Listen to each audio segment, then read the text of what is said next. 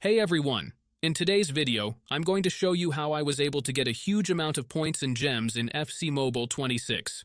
As you can see on my iPhone, I've already tested this method, and I now have an insane amount of resources available, all thanks to what I'm about to share with you. The best part is that it's really simple to do. All you need to do is watch the video and follow each step carefully. Trust me, by the time you get to the end, you could be earning a crazy amount of points and gems in FC Mobile 26 as well. So make sure you stick around and let's get right into it. Before you can use this method, there are some settings you need to change. These settings apply only for iOS devices.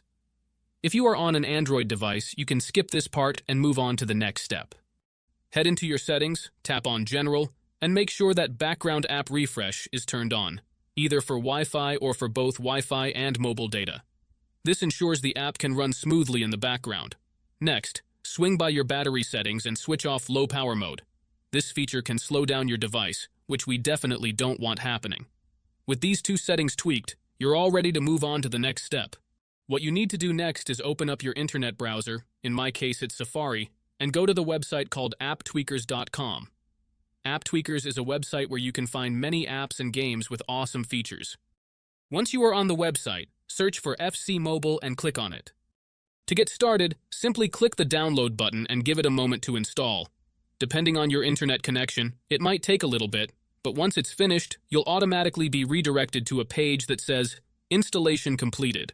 At that point, the app will pop up on your home screen, and you're good to go. Now, if it's your first time using the site, there are a couple of extra steps to complete, but don't worry, it's super simple.